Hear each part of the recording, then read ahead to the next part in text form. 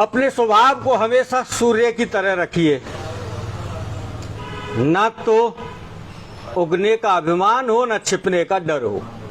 साथियों नमस्कार। इस समय हम राजस्थान के अलवर जिले की कठूमर विधानसभा क्षेत्र में हैं और जैसा आपको पता है हमने आपको भरतपुर संभाग की सभी 19 विधानसभा सीटों के दावेदारों से मिलवा दिया है।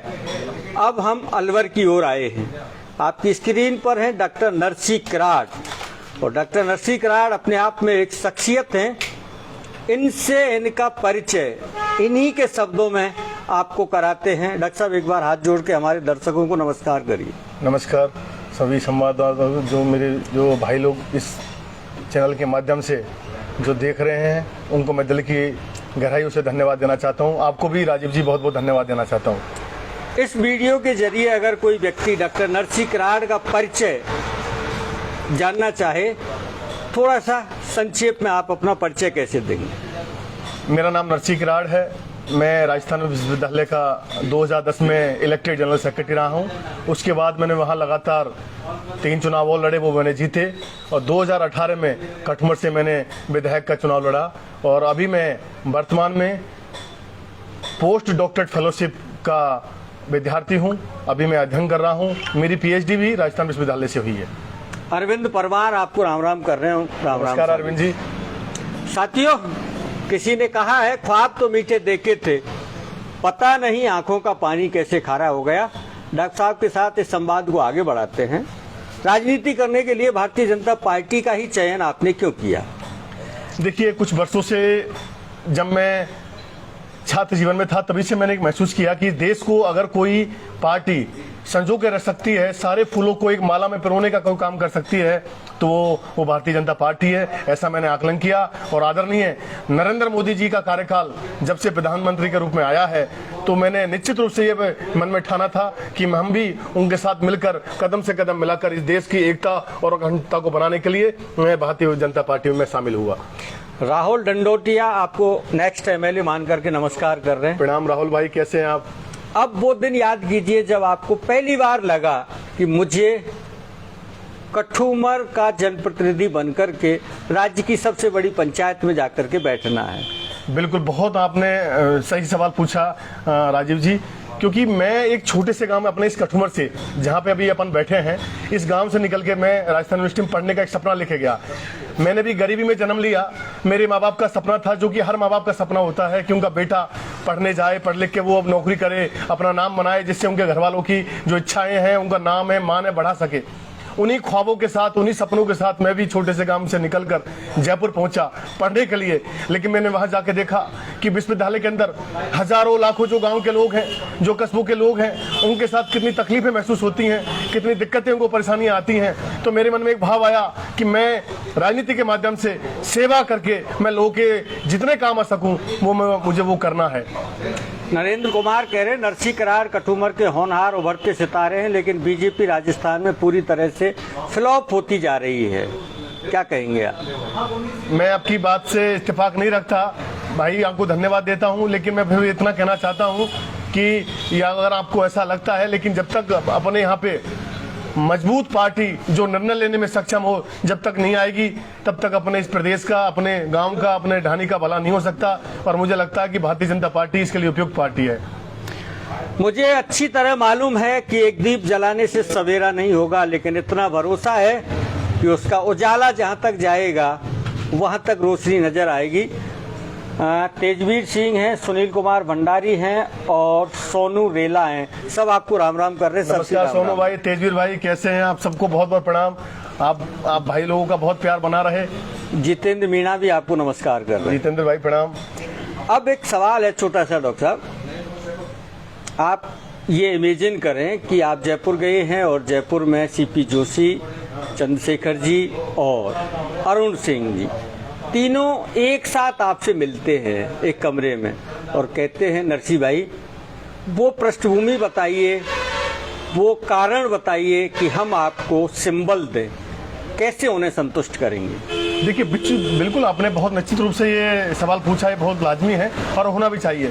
कोई पार्टी किसी व्यक्ति को अपना कैंडिडेट बनाए तो उसके पास जीतने का आधार होना चाहिए, बेस तो होना सबसे बड़ा मेरा आधार यह है कि पिछले आज़ादी के बाद आज तक हमारे यहाँ पर जितने लोगों को मौका मिला विधायक बनकर जनता की सेवा करने का, वो उस पर बिल्कुल खरा नहीं उतर पाए। 45 साल का मैं रिकॉर्ड मैं आपको बताना चाहता हूँ। यहाँ 3 व्यक्ति हैं जो यहाँ पे पिछले 45 साल से जनता के बीच में बार बार चुन के जाते हैं। उन लोगों ने इस विधानसभा क्षेत्र के विकास के नाम पर, युवाओं के रोजगार के नाम पर, चिकित्सा सुविधा के नाम पर, परिवहन सुविधाओं के नाम पर कोई भी कार्य नहीं किया, जिसकी वजह से आज पूरे विधानसभा क्षेत्र का युवा, यहाँ के लोग ठगा महसूस कर रहे हैं। और चूंकि ये देश युवाओं का देश है, ये देश युवा उन साथियों का देश है जिसकी बुनियाद पर पूरे एक विश्व में पताका की जो लहर, जो एक सपना लिए जो मोदी जी काम कर रहे हैं, उसमें मैं भी एक युवा हूं। और युवा होने के नाते मुझे संकल्प मैंने लिया है कि हम मिलकर, सभी युवाओं के साथ मिलकर इस कठुमर के बेटरमेंट के लिए काम करेंगे,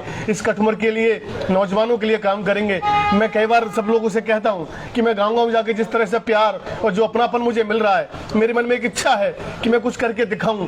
जो हमारा गांव आज भी विकास से कोसों दूर है, आज तक हमारे यहाँ पर मूलभूत सुविधाएं नहीं है, पानी की कितनी बड़ी समस्याएं हैं, हमारे यहाँ एक भी रोजगार के साधन नहीं है, रात हो जाए तो जाने के लिए कोई भी साधन नहीं है, बहुत सारी ऐसी चीजें हैं। अगर इन विधायकों ने, जो आदरणीय 3 जो यहाँ नेता जो पिछले 45 साल से विधायक बन के जा रहे विधानसभा में, अगर उन्होंने काम किया होता तो ये मुझ जैसे व्यक्ति का उदय ही नहीं होता। मेरा उदय हुआ है तो निश्चित रूप से उनका ये विफल है, उनकी विफलताएं हैं, उनका फेलियर है कि एक अन्य व्यक्ति का उदय हुआ है जो कि एक आम परिवार से ताल्लुक रखता है।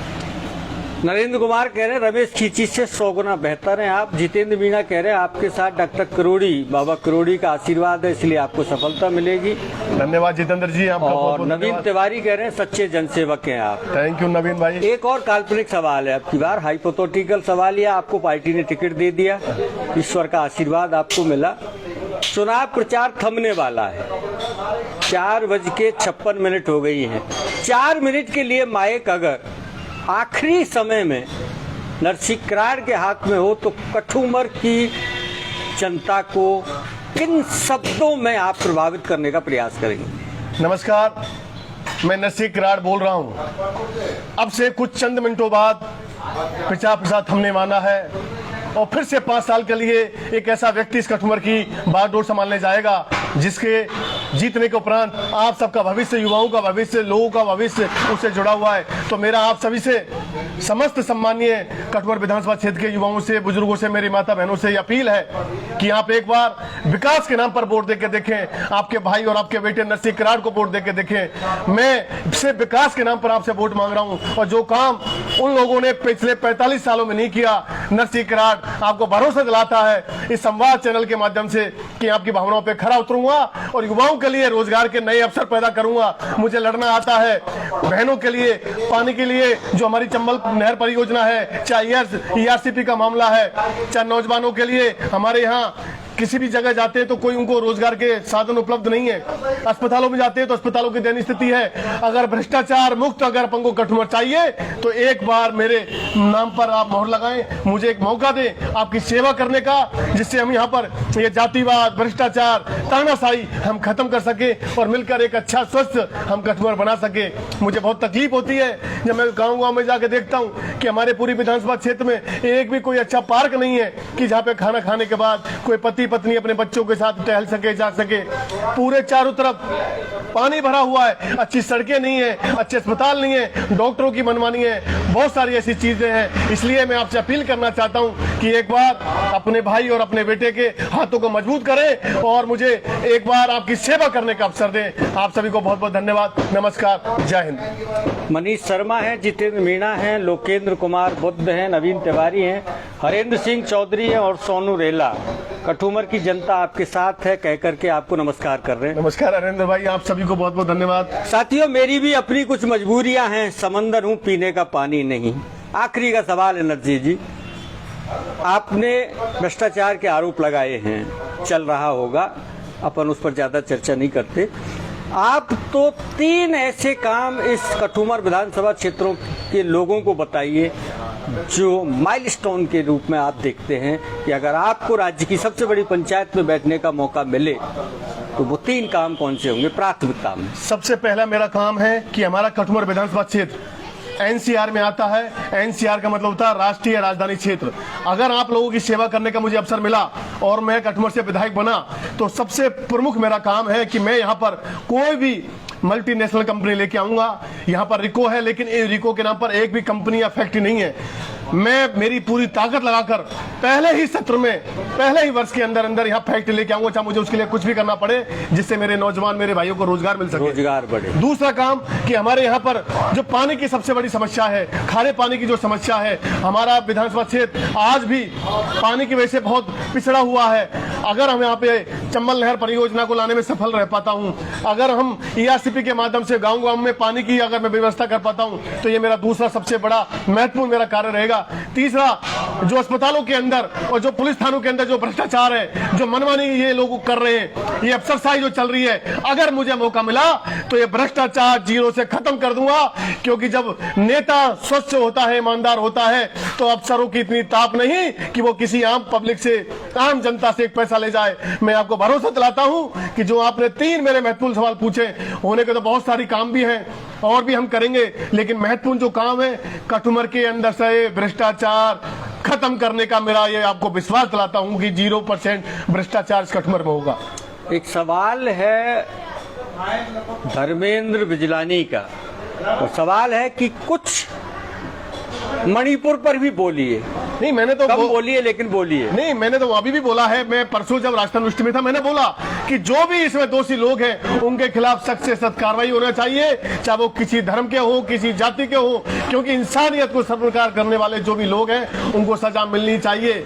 क्योंकि ऐसे, मैं तो अभी ये जो रेप हो रहे पूरे राजस्थान में, जब पहले जब मैं एनयूसीआई में था तब भी हमने बोला था कि जो जेएनयू के अंदर जो देश विरोधी नारे लगे थे, तब तो मैं उस दल में था, तब भी हमने विरोध किया था। और आज जब मैं भारतीय जनता पार्टी में आ गया, मैं तब भी कह रहा हूं कि ऐसी ताकतें जो हमारी मानवता को शर्मसार करती हो, उनके खिलाफ सख्त कार्रवाई होनी चाहिए। और एक ऐसा कानून मैंने, अगर मैं विधायक बना तो कब विधानसभा के अंदर आप मेरी बात को रिकॉर्ड कर लेना, ये जरूर मैं इस सवाल को उठाऊंगा कि 10 से 12 साल की बच्ची के साथ कोई भी बलात्कार करे, उसको चौराहे पे खड़ा करके, जैसे अरब कंट्रीज में, जैसे गल्फ कंट्रीज में उनको गोली मारी जाती है, उनको तुरंत फांसी सजा दी जाती है, 1 दिन के अंदर अंदर उनको फांसी सजा मिले और चौराहे पे गोली मारे, तब जाके एक मैसेज बनेगा, तब जाके हमारी बहन बेटियां सुरक्षित होंगी, ये जंगल राज खत्म होगा। कांग्रेस में ही भविष्य था नरसिंह भाई, आपका ऐसा कहना नवीन तिवारी का। नवीन जी, आपकी बात से मैं, ठीक है ये आप सोचते होंगे, लेकिन भविष्य की बात थी तो मैंने तो चुनाव लड़ा, मैं इस पार्टी में भी रहा, मेरा क्या सम्मान था, मेरे को क्या तवज्जो दी, ये मेरा दिल जानता है और आप भी जानते हैं। अगर ऐसा होता तो आज परिस्थिति अलग होती, लेकिन चूंकि बात भविष्य के नहीं है, मेरे मन में एक भावना है कि मैं भारतीय जनता पार्टी के साथ मिलकर देश सेवा में अपना कुछ योगदान दे सकूं। सोनू कह रहे हैं, कहते हैं लहरों से डरकर नौका पार नहीं होती, कोशिश करने वालों की हार नहीं होती। बहुत बहुत धन्यवाद सोनू भाई, यही जज्बात और ये अल्फाज मेरे हैं।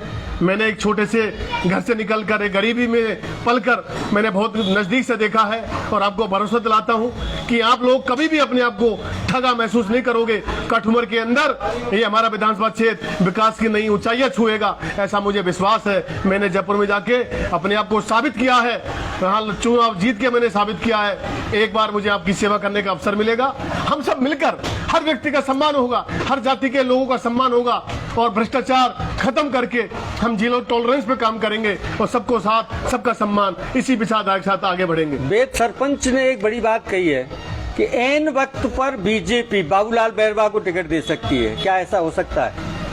मुझे लगता नहीं है, फिर भी ये भारतीय जनता पार्टी में जो लोग बैठे हैं वो तय करेंगे, लेकिन मेरा काम है, मैं जनता के लिए, कठुमर की इस पूरे विधानसभा क्षेत्र के लोगों के लिए, उनके विकास के लिए जो मुझ पर बन सकेगा मैं कार्य करूंगा।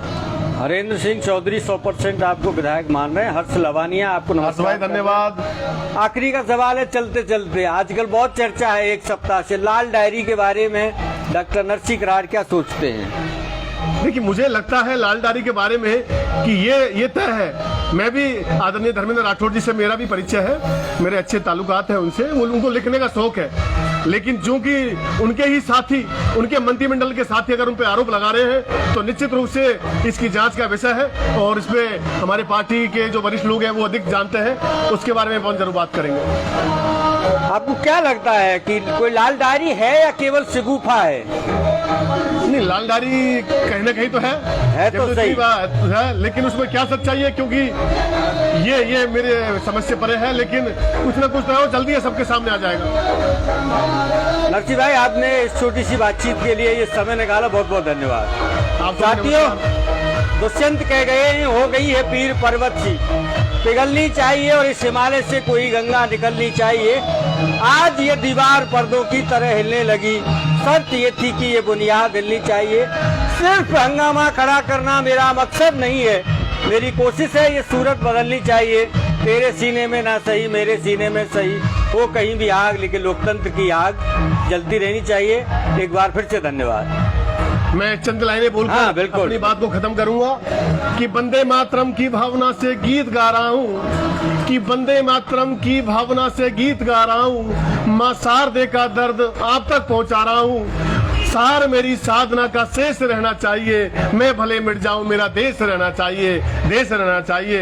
ये सभी लाइनें मैं मेरे पूरे विधानसभा क्षेत्र कटुमर के लोगों के उज्जवल भविष्य की कामना करते हुए, भगवान आपको हमेशा स्वस्थ रखे, मस्त रहे आप, फले फूले, ऐसी आशा के साथ मैं अपनी बात को यहीं विराम दूंगा। आप सबने मुझे सुना और एक बार पुनः मैं राजीव जी आपको धन्यवाद दूंगा कि आपने मुझे अपनी बात रखने का, कटुमर के बारे में अपने विचार रखने का जो मुझे मौका दिया। एक बार पुनः आपका और पूरी कटुमर की जनता जनार्दन का, विशेष रूप से युवाओं का दिल से आभार कि आप सब लोग मेरी ताकत है। हम मिलकर निश्चित रूप से इस कटुमर में बदलाव करेंगे। और जो ये अब देख रहे होंगे सड़कों पे कितना पानी भरा है, आज तक कटुमर के अंदर सिविल लाइन नहीं है, बहुत सारी चीजें हैं, हम इन पे आगे और चर्चा करेंगे। एक बार पुनः आप सभी का दिल से आभार। सिया धाकर, राजकुमार जाट, रघुनंदन कुशवाहा आपको नमस्कार कर रहे हैं। नमस्कार सियाराम भाई, राजकुमार भाई, सबको बहुत बहुत प्रणाम।